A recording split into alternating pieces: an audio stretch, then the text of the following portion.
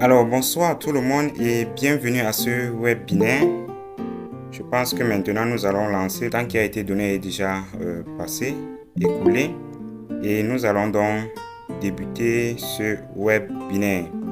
Ce webinaire qui portera sur les bases de données spatiales de la conception du MCD au MLD. Alors, ce webinaire est organisé par GreenCarto, le cabinet GreenCarto, en collaboration avec son partenaire Geomatic Engineering Office. Donc, vous aurez la possibilité de découvrir ces deux structures lorsque nous allons commencer effectivement la présentation. Alors, aujourd'hui, la présentation sera axée sur deux niveaux. Premièrement, le partenaire Geomatic Engineering va nous présenter les notions théoriques sur les bases de données ainsi que les modèles conceptuels et logiques. Une fois que le partenaire Geomatic Engineering va boucler avec sa présentation, ça sera donc au tour de GreenCarto, à travers moi, de vous présenter une phase pratique. Donc nous allons voir aujourd'hui comment implémenter, comment partir de la conception réelle d'un MCD jusqu'à la transformation au LMD. Et nous verrons également l'importance de ces conceptions-là. Je vais donc par là passer la parole au partenaire Geomatic Engineering qui va nous entretenir sur la première partie. Chers partenaires, vous avez la parole. Merci. Comme le partenaire a souligné tout à l'heure, ma présentation serait beaucoup plus basée sur la théorie, c'est-à-dire les notions de base. Pour ce qui est des bases de données spatiales, c'est-à-dire la conception, du modèle conceptuel des données au modèle logique des données. Bon, déjà, nous avons fait des présentations. Je vais d'abord me présenter. Et comme ça se voit à l'écran, je me nomme Cyril Choquet. Je suis ingénieur géomaticien de formation. Notamment des compétences en gestion des projets. Et je suis parallèlement le promoteur de Geomatic Engineering. Je disais tantôt ceci, pour notre présentation, il serait premièrement pour nous de donner quelques définitions, quelques concepts pour ce qui est de notre thème. Et la deuxième chose serait pour nous de présenter la différence qu'on peut avoir pour ce qui est du modèle conceptuel et modèle logique. Et la troisième chose serait de montrer donc l'importance de ces deux modèles. Et la dernière chose serait de présenter le processus de conception de ce modèle. Et ce processus sera beaucoup plus démontré par le partenaire qui sera vraiment pratique.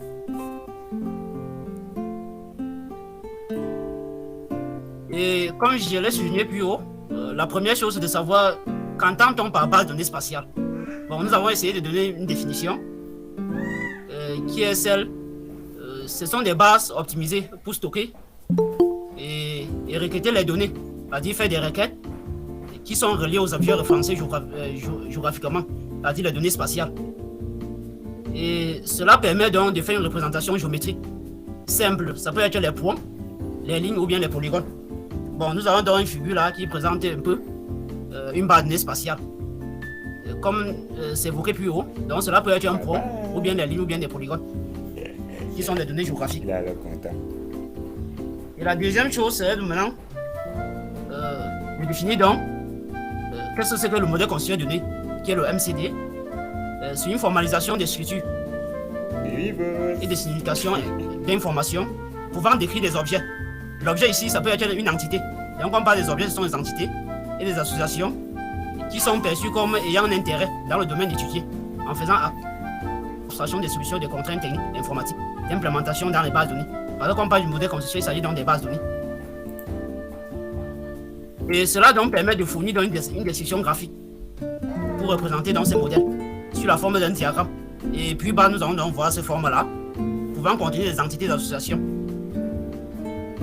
Et là, comme plus bas, ces entités, nous allons donc le voir plus bas.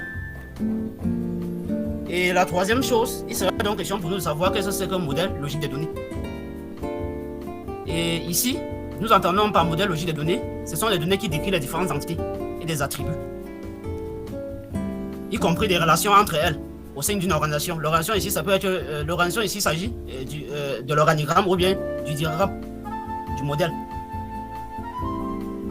Cela consiste donc à décrire la structure des données utilisées sans faire référence à un langage de programmation. Donc, à ce niveau, il ne s'agit pas d'une programmation. Donc, pour faire donc ce modèle, nous n'avons pas besoin de faire appel à un langage ou bien de faire référence au langage de programmation.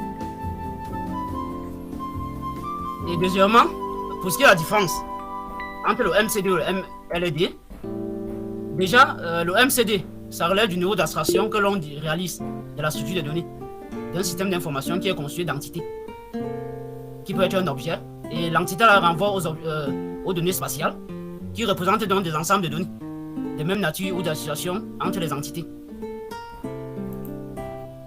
Et pour ce qui est du modèle logique, cela résulte donc de la représentation qui prend en compte le choix technologique de la réalisation de la future base de données.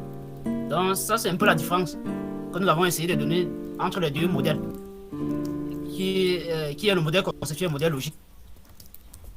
Et le modèle logique découle du modèle conceptuel. Donc de façon résumée, pour donner la différence entre les deux. Donc pour avoir le modèle logique, il faut d'abord concevoir le modèle conceptuel. Et nous allons voir cela plus bas, comme je l'ai souligné également plus haut. Et l'importance entre les deux modèles, le MCD permet d'identifier les principales entités à représenter, leurs relations et leurs attributs, et d'analyser dans la structure conceptuelle du système d'information. Alors que le MLED, il permet d'introduire dans les éléments. Les éléments ici, ça peut être les attributs, les relations, les détails conceptuels nécessaires à la structure des données, afin de leur rapprocher à la mise en forme. Et de ça, bon, ici, il y a un autre modèle que dans notre présentation, nous n'avons pas évoqué. Mais il y a également un autre modèle qui est le modèle qui découle donc, pour ce qui est de nos échanges, on ne va pas évoquer cela. Et pour le processus de conception de ces deux modèles, nous allons un peu voir le processus. Donc c'est de cette manière que qu'on essaie en fait le processus ceci, cette figure présente un peu la manière dont on peut donc représenter dans ces deux modèles. C'est-à-dire cela part d'un domaine, c'est-à-dire d'un problème. Le problème ici, ça peut être un problème posé, qui peut être un projet. Cher partenaire, s'il vous plaît. Monsieur Boureima, Monsieur Boureima, veuillez fermer votre micro. Veuillez fermer votre micro. Monsieur Boureima, fermez votre micro. Ok. D'accord, c'est bon, partenaire, continuez. Désolé pour le dérangement. D'accord, merci. Je disais tantôt que pour ce qui est du domaine, du problème posé, il s'agit ici d'un projet. C'est-à-dire, vous avez un projet, vous essayez donc de le représenter. C'est-à-dire, la présentation, il s'agit d'une modélisation pour donc concevoir votre modèle conceptuel. Et de cette traduction découle dans le modèle logique. Et à partir de cela, vous construisez dans votre base de données.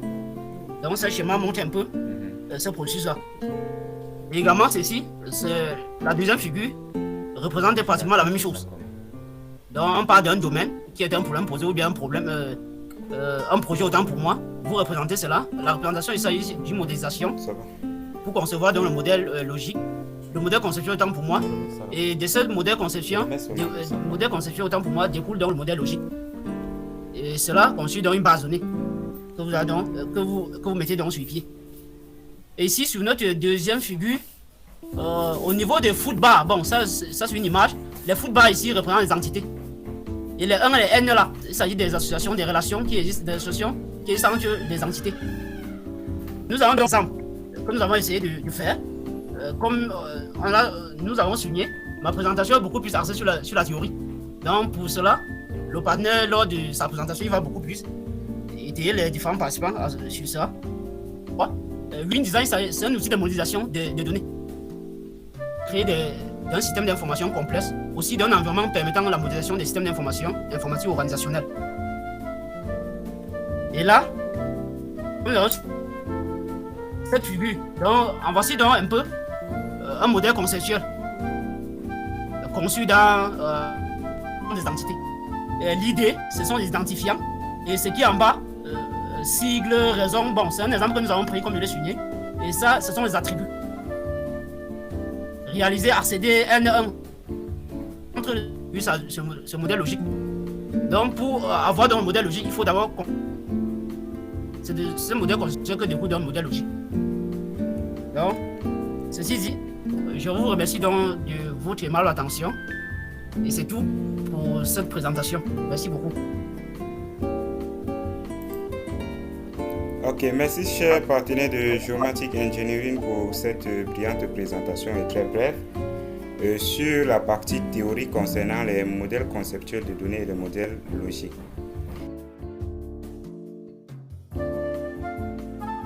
Donc, une fois de plus encore, bonsoir et bienvenue à tout le monde.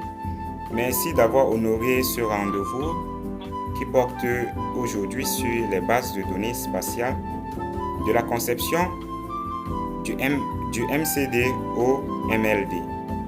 Alors, étant donné que le partenaire Geomatic nous a déjà présenté les notions théoriques, je ne vais pas encore revenir sur les détails qu'il a déjà présentés pour que cela ne nous prenne pas assez de temps.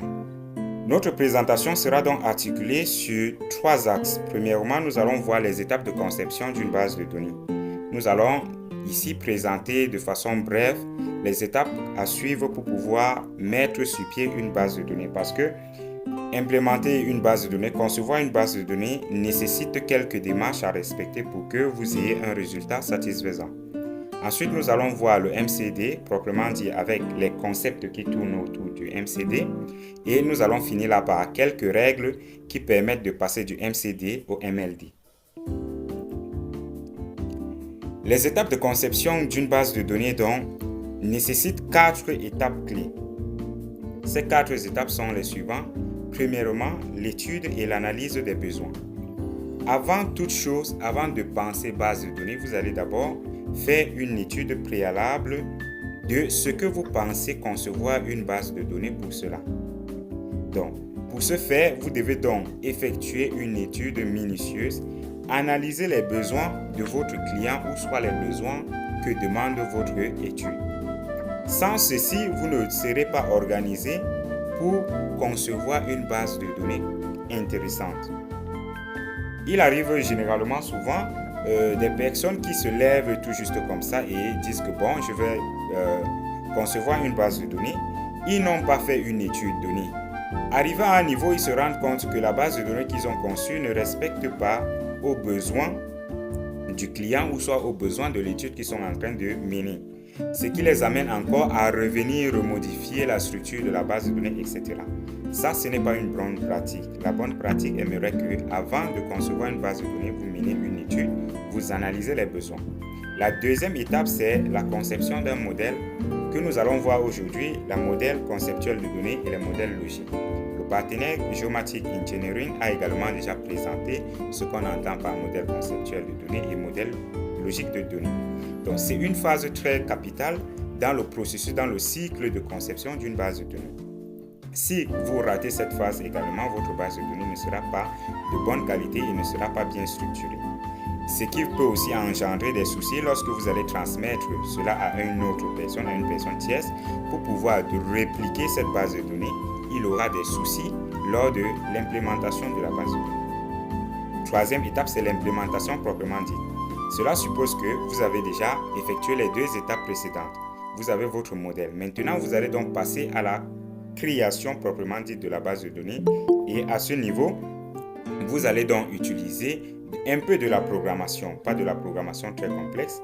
Vous allez faire appel au langage SQL. Malheureusement, dans le cas d'aujourd'hui, nous n'allons pas arriver à ce niveau. Tout ce que nous intéresse pour ce webinaire aujourd'hui, c'est de voir comment concevoir les modèles.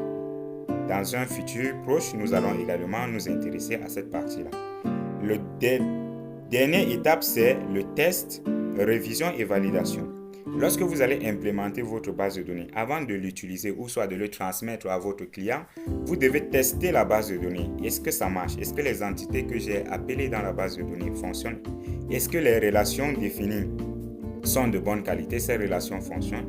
Est-ce que les éléments, les attributs que j'ai définis dans ma base de données permettront de répondre aux problèmes que je suis en train d'étudier? Donc, dorénavant, veuillez respecter ces 4 éléments clés. Bien sûr, il y a des éléments complémentaires, des sous-éléments que nous pouvons également lister, mais les principales sont ici. Premièrement, l'étude et l'analyse des besoins, la conception de modèles de données, l'implémentation et enfin le test, révision et validation. Maintenant, intéressons-nous au MCD et ses concepts. Le modèle conceptuel de données est une étape très importante dans la conception, comme je l'ai dit précédemment.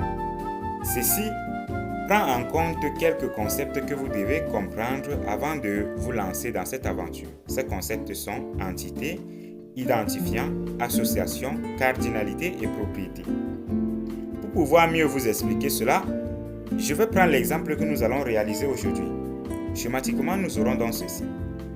C'est ce modèle que nous allons mettre en pratique aujourd'hui. Vous allez donc vous rendre compte que lorsqu'on parle d'entité, l'entité ici représente 7 éléments. Par exemple, arbre. Dans notre base de données, l'entité arbre, dans notre base de données, l'arbre peut donc représenter ici une entité.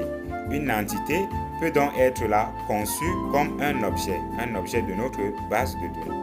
Et cette entité-là est dotée d'identifiants ainsi que de propriétés. Les propriétés sont tout ce que vous voyez ici à l'intérieur. Par exemple, code pied, coordonnées Y, coordonnées X, hauteur, DHP, état. C'est tout ceci qu'on appelle propriété. Quand on parle d'identifiant, l'identifiant, c'est cette clé-là qui permettra de différencier l'entité parmi tant d'autres. Chaque entité a un identifiant propre à lui-même. C'est donc cet élément-là qui permet de différencier chaque entité dans une base de données. Maintenant, dans la présentation que le partenaire géomatique a présentée, il vous a fait montrer ces codes-ci. C'est 1N ou soit 0N. Il s'agit de ce qu'on appelle la cardinalité. La cardinalité permet donc de comprendre le sens de relation entre les différentes entités. On se réfère généralement, lorsqu'on parle de cardinalité, au nombre d'occurrences, c'est-à-dire le nombre d'occurrences que une entité peut avoir avec une autre entité, etc. Nous n'allons pas entrer également dans le fond pour pouvoir expliquer cela.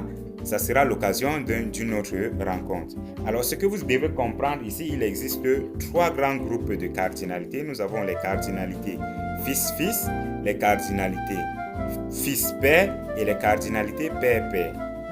Alors, ceux qui auront la possibilité et la chance d'assister à la formation que nous organisons à partir du 10 juillet sur la conception des bases de données que je vais présenter à la fin, vous allez apprendre toute cette notion-là.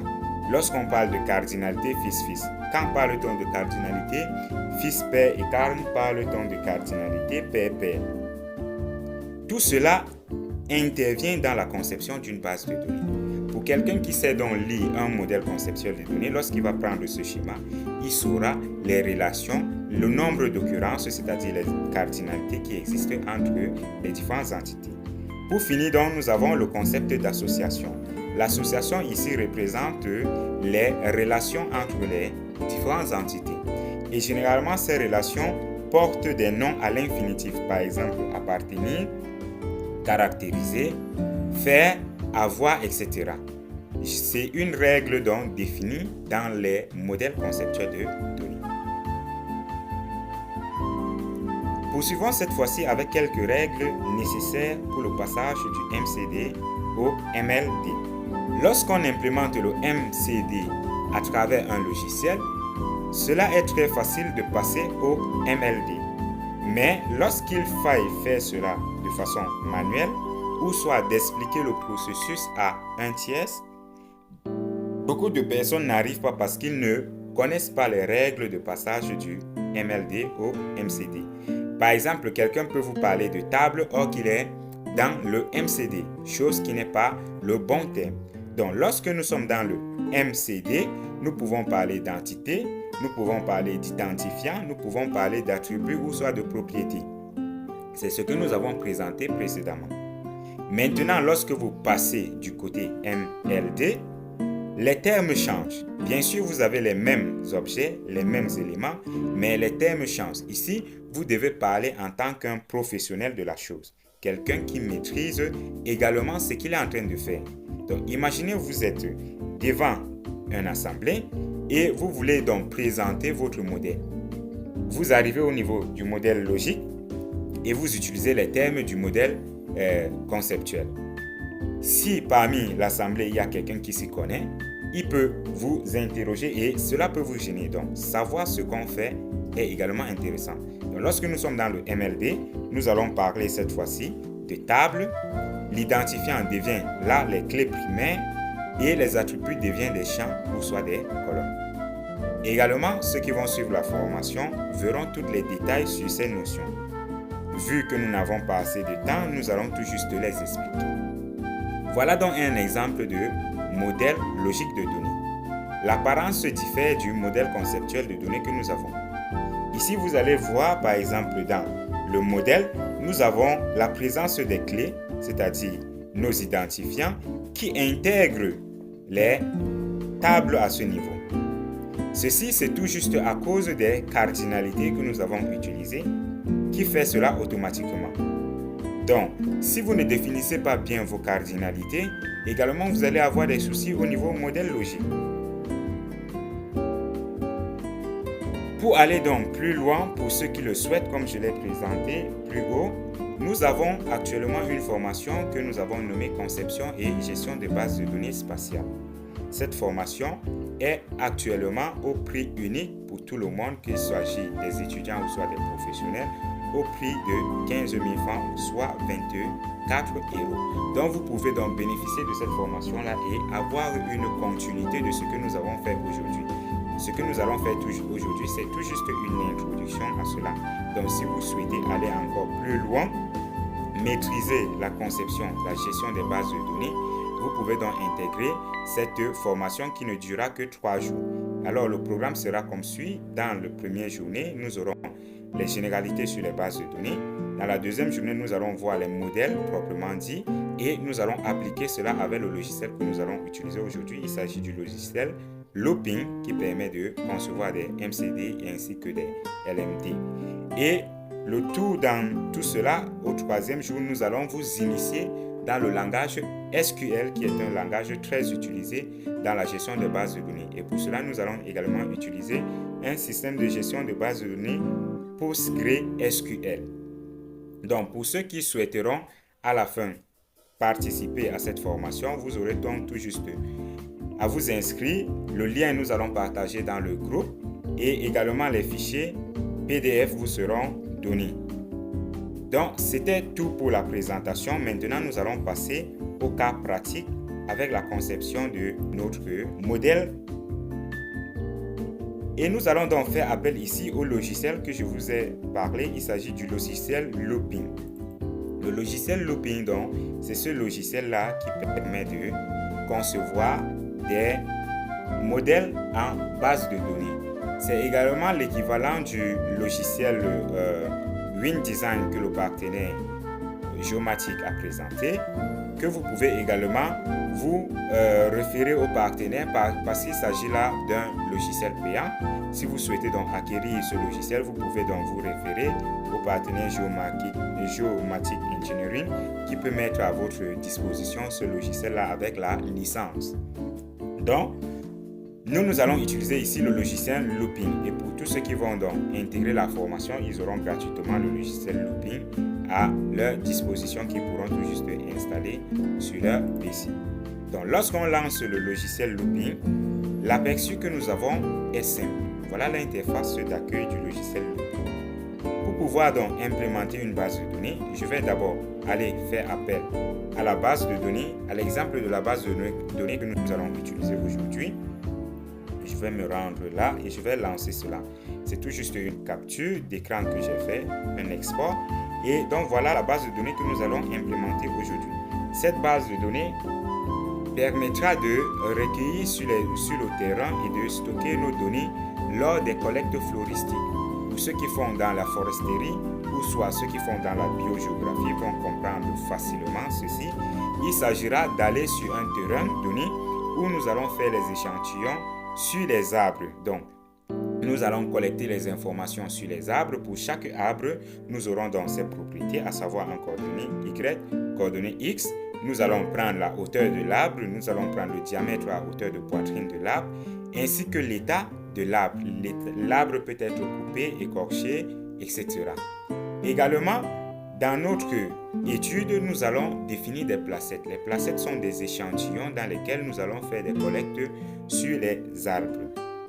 Donc, comme je l'ai dit, ceux qui font dans la foresterie ou soit dans la biogéographie, la biologie végétale, vous connaissez de quoi je parle. Lorsqu'on parle de placettes, c'est tout juste des parcelles d'échantillons que nous pouvons donc effectuer nos échantillonnages dessus. Et là, comme placette, nous avons dit là que notre placette aura ici trois propriétés, à savoir un code pour la placette. Nous aurons la superficie ainsi que les transects. Les transects sont des lignes imaginaires que nous définissons pour suivre et effectuer des collectes. Également, dans notre étude, nous avons pensé que chaque arbre peut appartenir à une espèce donnée. Donc, nous avons créé ici une entité espèce qui prend également comme propriété l'identifiant et le nom de l'espèce. Chaque espèce correspond également à une famille donnée. Donc, nous avons également pensé aussi concevoir ici une entité qui va s'appeler ici espèce, qui prendra en compte l'identifiant ainsi que les noms des espèces. Donc voilà ce que nous allons réaliser. Donc je me rends une fois de plus encore dans le logiciel Looping et je vais créer ici un premier projet. Pour ce faire, je vais tout juste me rendre à ce niveau. Vous allez voir nouveau projet, ou soit vous pouvez tout juste faire un CTRL-N et vous allez créer un nouveau projet. Alors par défaut, il va vous demander si vous souhaitez utiliser un modèle existant. Nous allons partir de zéro, donc nous allons cliquer sur non. Ce qui va nous ouvrir donc ici le format sur lequel nous allons implémenter notre modèle conceptuel. Donc sur l'interface de cette application, nous avons chaque structure. Nous avons ici les formalismes, c'est-à-dire les différents modèles qui existent. Premièrement, ici nous avons les entités, les modèles entités association, c'est ce que nous allons faire maintenant. Nous avons le UML qui est plus utilisé dans le langage de programmation poussé et qui permet donc de concevoir la structure permettant à effectuer la programmation d'une application ou soit d'un élément donné. Et enfin, nous avons ici le MLD qui est le modèle logique de données que nous allons voir lorsque nous allons concevoir le MCD. La partie qui nous intéresse ici, c'est le bloc MCD. À l'intérieur de ce bloc, nous avons donc l'ensemble des outils qui nous permettront ici d'effectuer, de réaliser notre MCD. Donc nous allons commencer par les entités. Comme nous l'avons dit, nous avons 4 entités. Nous avons une entité ici. Je vais prendre encore une autre. Je vais définir toutes les entités que j'aurai besoin, à savoir les 4 entités que nous avons présentées dans la phase de présentation. Donc nous avons là les 4 entités pour le moment. Nous allons donc renseigner chaque entité en fonction des données que nous avons présentées. Donc pour notre première entité ici, nous allons double-cliquer dessus pour pouvoir paramétrer cela. Donc la première des choses, c'est de donner un nom à notre entité. Notre première entité s'appelait arbre. Donc je vais d'abord changer la langue de mon clavier parce que je suis habitué à AZERTY. Donc nous allons ici arbre comme ceci que nous allons valider. Si nous validons sur OK, vous allez vous rendre compte que au niveau de notre arbre, la valeur au niveau de notre entité arbre, nous avons maintenant arbre. Ici, cette entité, c'est l'entité espèce. Donc, nous allons faire appel à l'entité espèce, nous validons. Ensuite, ici, il s'agit là de l'entité famille espèce.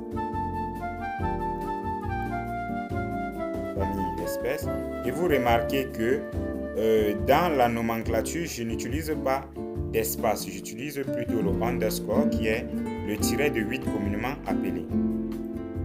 Donc, alors ici, ça sera donc l'entité placette. Donc, nous écrivons comme cela et nous validons. Voilà, nous avons premièrement défini nos entités. La prochaine étape à suivre ici sera quoi? Sera de renseigner les propriétés de chaque entité.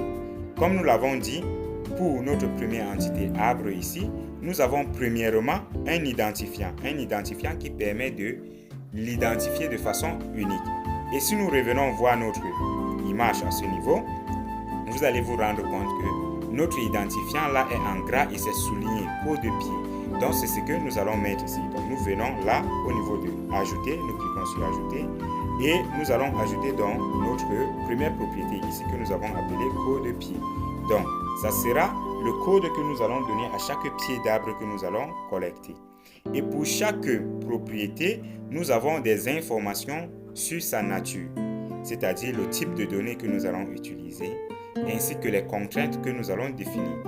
Par défaut, notre code sera dans des chaînes de caractères, c'est-à-dire nous pouvons écrire dans un format alphanumérique, c'est-à-dire les lettres et les chiffres. Nous pouvons également définir la longueur ici pour ne pas dépasser. Disons que pour nos codes, nous n'allons pas dépasser 5 caractères. Donc nous allons mettre ici 5 caractères et nous allons définir notre code comme identifiant. Si vous vous rappelez bien, nous avons dit l'identifiant dans le MCD, c'est l'équivalent de la clé primaire dans le MLD.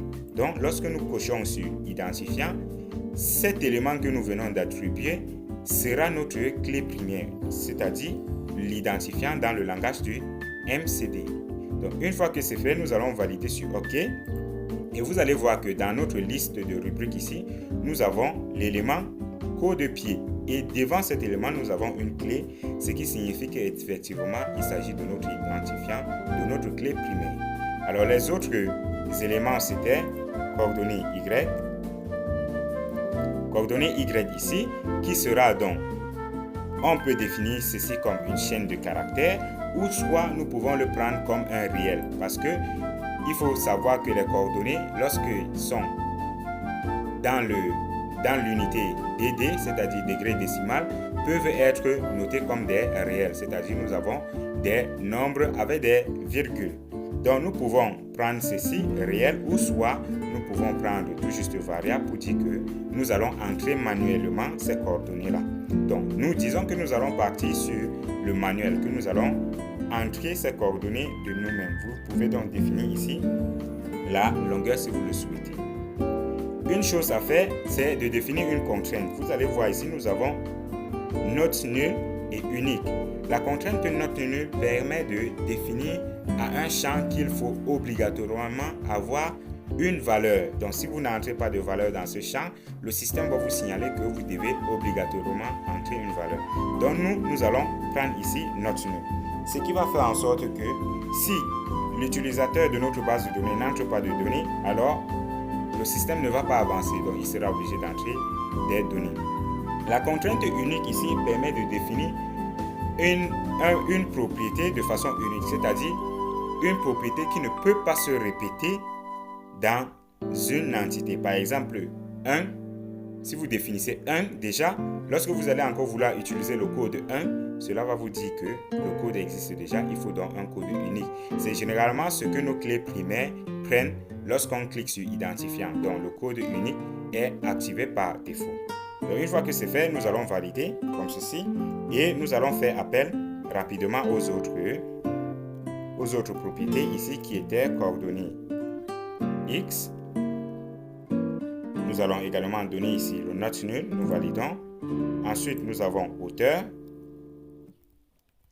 L'hauteur de l'arbre peut être défini ici comme un entier, comme un décimal parce qu'on peut avoir un arbre de 1,5 m, 1,2 m, etc.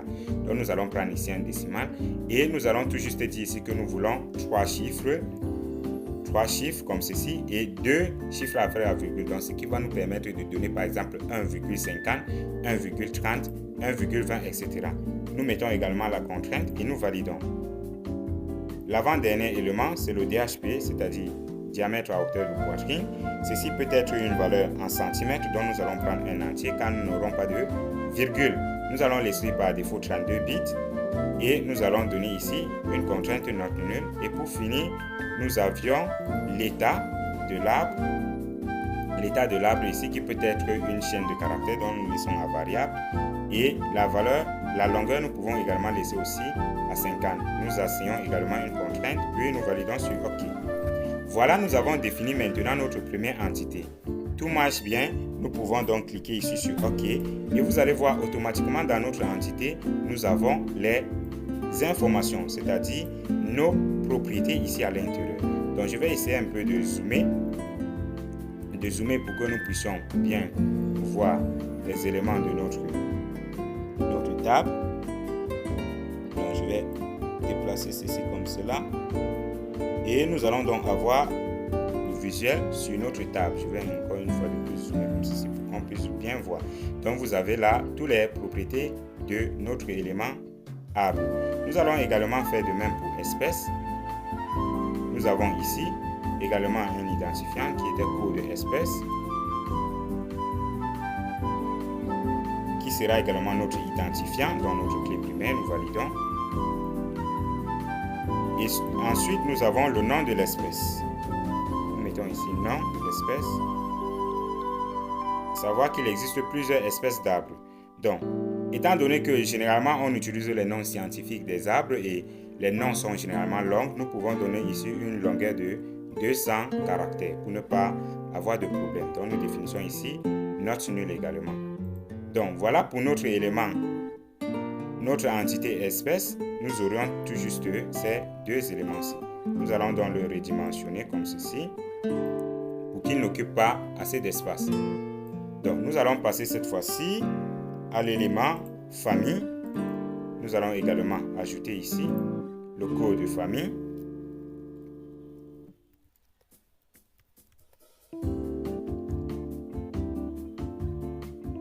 Nous allons donner également comme identifiant, nous validons. Ensuite, nous allons donner ici le nom de la famille. Donc, nous allons dire nom famille.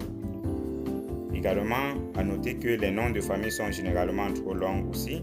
Donc, nous allons mettre ici 200 caractères pour ne pas avoir de soucis. Nous validons. Et puis, c'était également tout pour ceci. Nous pouvons donc également redimensionner ceci. Et nous allons finir par notre placette. Au niveau de la placette, on revient là, on voit les informations que nous avions. Nous avons le code de placette, nous avons la superficie ainsi que les transecs. Donc nous revenons là, nous ajoutons rapidement cela. Nous avons le code de placette. Comme ceci, également c'est notre identifiant, notre clé primaire. Nous ajoutons la superficie. Chaque placette peut avoir une superficie donnée. Donc la superficie peut être un décimal parce qu'on peut avoir des chiffres à virgule. Donc nous mettons également un note nulle, nous validons. Et enfin, nous allons finir ici par le transect. Le transect qui est là, une ligne imaginaire. Donc nous mettons là transect. Et comme le transect c'est une ligne imaginaire, nous allons donc utiliser là les données géométriques. Donc nous allons cliquer ici sur géométrie. Également, une chose à noter, lorsque nous avons utilisé les coordonnées, au lieu d'utiliser les variables, vous pouvez également définir ces coordonnées de type géographique. Donc, cela va prendre par défaut les données géographiques, c'est-à-dire des coordonnées. Nous validons comme ceci. Ensuite, nous terminons. Donc, nous avons là, maintenant, l'ensemble de nos 4 entités. Maintenant, nous allons nous intéresser aux relations, donc c'est-à-dire les associations. Pour cela, je vais les regrouper ici pour qu'on puisse avoir dans un seul même visuel, comme ceci. Voilà, c'est nettement mieux. Donc nous allons gérer maintenant les associations. Voilà donc les associations à ce niveau. Donc, premièrement, nous avons une association à ce niveau entre un arbre et placette. Nous avons également une association entre arbre et espèce. Nous avons également une association entre espèce et famille espèce. Donc, nous revenons là, nous voyons le résultat que nous avions. La relation entre arbre et placette est appartenue. Donc, nous allons double-cliquer dessus et changer le nom de l'association. Nous allons mettre ici appartenir. Comme je vous l'ai dit, les noms des associations sont généralement en infinitif. Donc, nous mettons ici appartenir. C'est pour dire quoi? Qu'un arbre peut appartenir à une placette. ou soit dit une placette peut appartenir à un arbre. Donc vice-versa. Nous allons voir plus tard les liens avec les cardinalités. Ici, nous avons également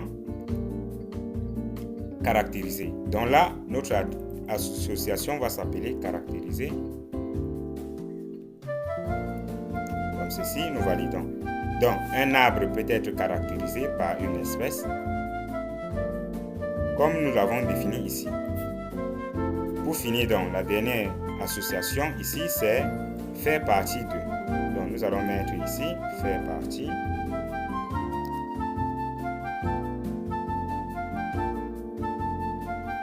Faire partie pour dire que pour cette association, une espèce peut faire partie d'une famille donnée. Donc, il faut donner des noms, des noms avec des verbes d'action, des verbes qui peuvent donner la signification directement lorsqu'on étudie, lorsqu'on lit votre modèle. Donc, ce qui va suivre maintenant, c'est les cardinalités que nous allons utiliser. Nous allons faire donc les liens entre ces éléments. Pour cela, nous allons prendre ici l'outil lien. Nous allons donc cliquer sur l'entité arbre, nous relions avec notre association. Nous prenons encore le lien, nous cliquons sur l'entité placette que nous relions également avec notre association appartenir. Nous allons également faire de même. À ce niveau. Nous prenons lien, nous définissons ici le lien avec caractérisé. Ensuite, nous prenons caractérisé avec espèce. Nous prenons encore lien, nous définissons maintenant espèce faire partie et faire partie famille espèce. Alors, les liens ont été déjà définis. Vous allez voir entre ces liens, nous avons des codes, ce qu'on appelle les cardinalités. Nous avons un code minimal et un code maximal. Voilà comment on interprète donc ces cardinalités. Donc, le chiffre côté gauche est le chiffre minimal d'occurrence, le nombre minimal d'occurrence, et celui de droite est le nombre maximal d'occurrence. Par exemple, pour expliquer ceci, à l'état quel, nous allons dire ici par exemple que le 0 ici signifie qu'il peut ne pas avoir une occurrence. Donc, un arbre peut ne pas appartenir à une placette, au moins une fois. Ou soit, dans un deuxième cas, un arbre peut appartenir plusieurs fois à une placette. C'est cela que représente ici la valeur n. La valeur n signifie donc plusieurs fois. La valeur 0 signifie n'a pas donc une occurrence, donc n'appartient pas à une entité. Donc par exemple ici, pour interpréter, donc, nous pouvons dire que une occurrence de l'arbre peut ne pas appartenir à une placette. Donc ce n'est pas une obligation qu'un arbre appartienne à une placette. Maintenant, une occurrence donc de cette même arbre peut appartenir plusieurs fois à une placette, chose qui n'est pas exacte dans la réalité. Raison pour laquelle nous allons maintenant définir des vraies cardinalités. Donc, ici vous allez voir, nous avons mis un 1 et un n. Allons mettre cela, après nous allons expliquer. Donc, pour modifier la cardinalité, vous allez double-cliquer sur ces cardinalités et vous allez avoir ici les différentes valeurs de cardinalité. Donc, nous prenons ici un 1. Nous validons. Ensuite, ici, nous prenons un n. C'est exactement le résultat que nous avons à ce niveau. Nous avons un 1 et un n. Comment interpréter donc cela?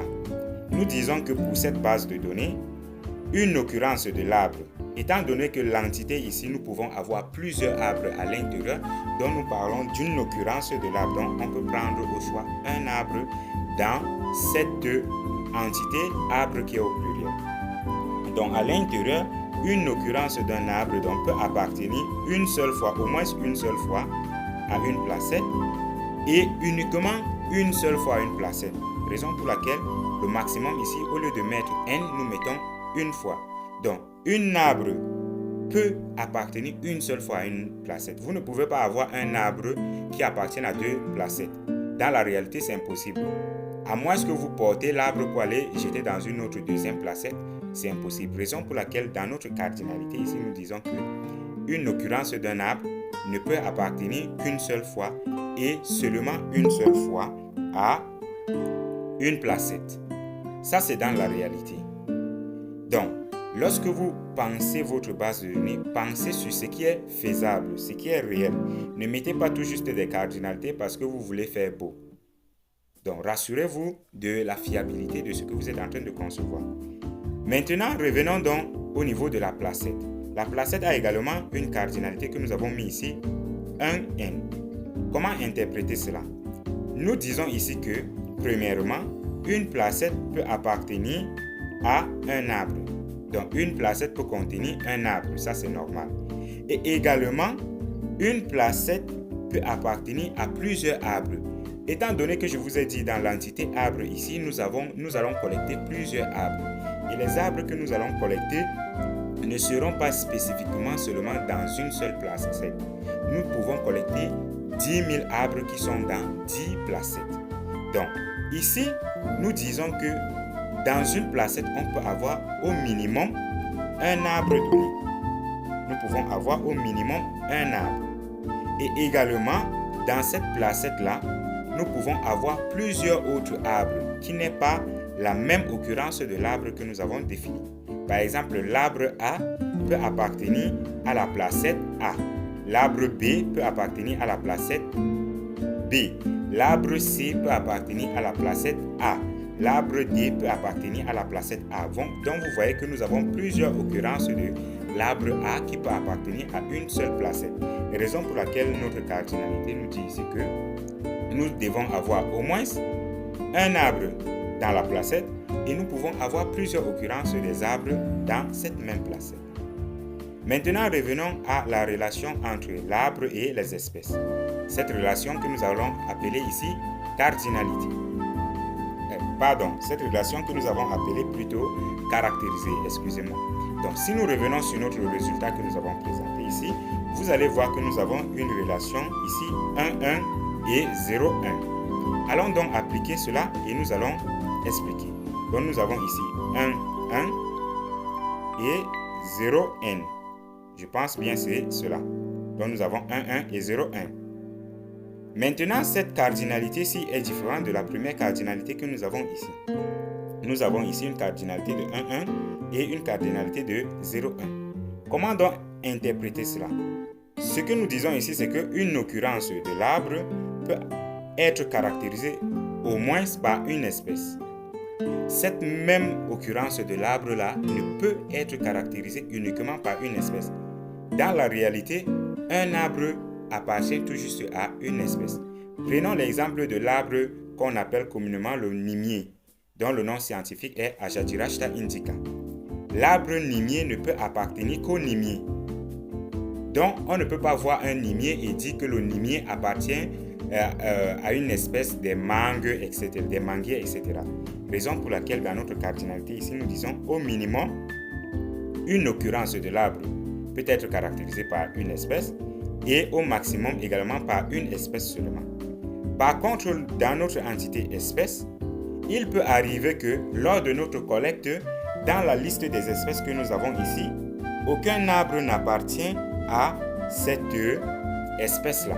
Raison pour laquelle dans notre cardinalité, nous avons dit au minimum 0. C'est-à-dire, dans la liste des espèces que nous avons, il peut arriver que lors des collectes des arbres que nous avons, on ne retrouve pas l'espèce Azadirachta indica dans notre collecte. Et il peut arriver également qu'on retrouve plusieurs Azadirachta dans la collecte que nous avons eue. Raison pour laquelle la cardinalité maximale ici est n. N qui traduit plusieurs fois. Donc, pour interpréter, nous disons que dans notre entité arbre, dans notre base de données plutôt, une arbre ne peut être caractérisée uniquement et seulement par une espèce. Par contre, une espèce peut ne pas être caractérisée par un arbre dû à l'absence de l'arbre sur le terrain par exemple, ou soit une espèce peut être caractérisée par plusieurs arbres, étant donné que peut-être l'arbre A appartient à l'espèce Azadirachta, l'arbre B appartient à l'espèce Azadirachta, etc. Finissons maintenant ceci avec la relation entre l'entité espèce et l'entité famille espèce. Voyons le résultat que nous avons ici et nous allons appliquer. Vous remarquerez ici que nous avons une relation 1n et 1n. Revenons donc appliquer ça ici. Comme je vous l'ai dit, nous double-cliquons dessus pour changer. Donc nous avons 1n et 1n. Nous validons donc cela comme ça. Maintenant, comment interpréter ceci? Vous voyez que cette cardinalité est différente de celle-ci et différente de celle-ci. Ici, nous avons encore une autre cardinalité. Une cardinalité NN, NN. Ici, nous disons que quoi? Une espèce peut au minimum faire partie d'une famille. Ça, c'est vrai, c'est exact. L'espèce Azadirachta peut appartenir à une famille donnée. Également, nous disons qu'une espèce, une occurrence d'espèce ici, peut appartenir à plusieurs familles. Disons que dans notre entité espèce, nous avons 5 espèces. Par exemple, Azadirachta, Balanites, Ficus, etc. Ces espèces-là peuvent appartenir à plusieurs familles. Azadirachta peut appartenir à une famille différente. Balanites peut appartenir à une famille différente. Ficus peut appartenir à une famille différente. Donc, raison pour laquelle nous utilisons la cardinalité N. Parce que dans nos espèces ici, nous pouvons avoir plusieurs familles. Donc, les espèces peuvent appartenir au moins une fois à une famille ou soit plusieurs fois à une famille donnée. Pour finir dans la cardinalité quittant de la famille espèce vers nos espèces, nous disons ici un N, c'est-à-dire que une famille peut appartenir à une espèce. Ça, c'est normal. Si nous avons ici, par exemple, Balanites, nous avons également sa famille. Cela suppose qu'au moins une fois, cette famille-là peut appartenir à l'espèce. Et également, plusieurs familles peuvent appartenir également à plusieurs espèces. C'est la raison pour laquelle nous mettons ici un N. Alors, si vous vous rappelez bien, lors de la présentation, nous avons parlé des types de cardinalité. Nous avons fait allusion aux cardinalités fils, père, cardinalité père, père et cardinalité fils, fils. Ici, nous n'avons pas vu les cardinalités fils, fils pour l'instant. Les cardinalités fils, fils, c'est par exemple lorsque vous avez ici 1, 1 et 1, 1. Pourquoi dit-on que c'est la cardinalité fils, fils? Pour déterminer la cardinalité d'une association dans une base de données, on se base sur les derniers chiffres, c'est-à-dire le maximal. Ici, le maximal, nous avons 1. Ici, le maximal, nous avons N. 1 ici représente l'enfant, c'est-à-dire le fils. N représente le père. Raison pour laquelle, ici, si nous devons parler de cardinalité, nous allons parler de cardinalité fils-père. Parce que les derniers chiffres que nous avons ici, nous avons 1 qui représente le fils, N qui représente le père. Donc ici, nous avons une cardinalité fils-père. Ici également, nous avons une cardinalité fils-père. Par contre, ici, vous pouvez déduire raisonnablement que nous avons ici une cardinalité père-père. C'est-à-dire, nous avons ici N et là N, ce qui signifie que nous avons une cardinalité père-père. Et les comportements de ces cardinalités-là impactent également le modèle logique de données. Si vous ne définissez pas bien vos cardinalités, votre modèle logique de données sera donc impacté. Nous avons donc fini avec la partie conception du modèle conceptuel des données. Nous allons passer maintenant au modèle logique de données. Et pour ce faire, le logiciel Looping nous facilite la tâche. Nous aurons donc tout juste à venir ici au niveau des formalismes. Puis nous allons cliquer sur MLD. Lorsque nous cliquons dessus, automatiquement, notre modèle conceptuel de données se transforme en MLD, c'est-à-dire en modèle logique de données. Et là, vous allez voir quelque chose qui a changé. Commençons par les associations. Ici, nous avions l'association appartenir. Ici, nous avons l'association caractérisée. Et ici, nous avons l'association à partir, faire partie. Lorsque nous revenons dans le modèle logique, les deux associations-ci disparaissent.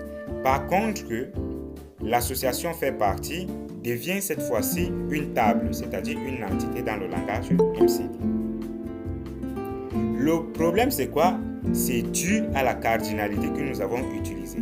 Lorsque Bon, je reviens d'abord. Lorsque vous avez une cardinalité pair-pair,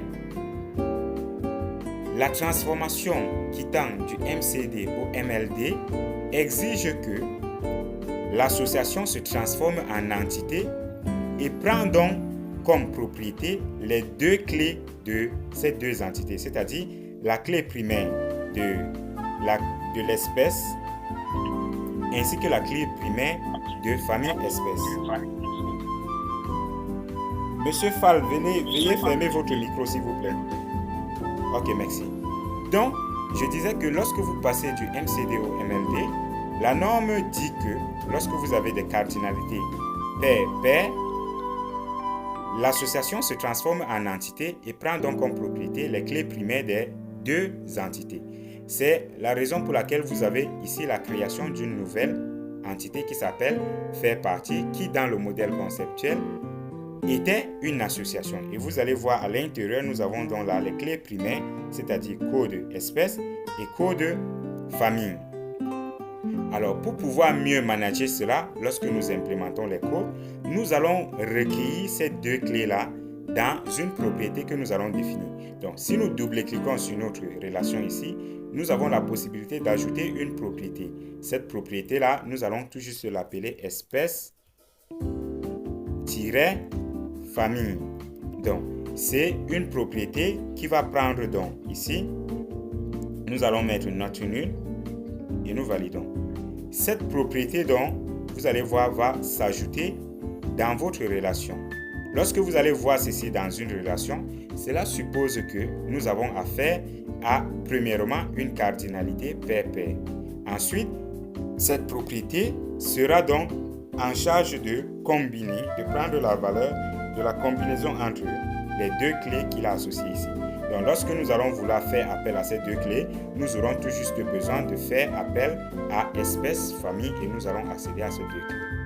Vous allez également voir ici, lorsque nous avons parlé des cardinalités père-fils, la norme exige que dans les cardinalités père-fils, le père donne comme héritage à son enfant. Le père donne comme héritage à son enfant sa clé primaire. Raison pour laquelle lorsque nous passons maintenant au MLD, vous voyez que l'élément placette a donné sa clé primaire. Donc nous avons ici code placette. En plus de code espèce, ici qui est également une relation père-fils. Espèce a donné donc comme héritage à son enfant qui est l'arbre, sa clé primaire, donc la clé de sa porte. C'est un peu donc comme dans la réalité, un parent peut faire hériter son enfant. Il donne la clé d'une porte, la clé d'une maison, etc. C'est le même comportement dont nous avons dans les relations. Donc, pour conclure, il est important de comprendre les notions qui gravitent autour du MCD avant de passer au MCD, c'est-à-dire les notions d'entité, les notions d'identifiant, les notions d'association et de cardinalité. Surtout, la notion de cardinalité est très importante. Ici, nous n'avons pas pris le temps de bien les expliquer, mais ceux qui vont assister à la formation dont nous avons présenté et que vous allez retrouver plus tard dans le groupe, vous allez avoir plus de détails sur ces cardinalités-là. Quand parle-t-on de père-fils, fils-père, père-père, etc. Donc, il faut bien comprendre ces notions.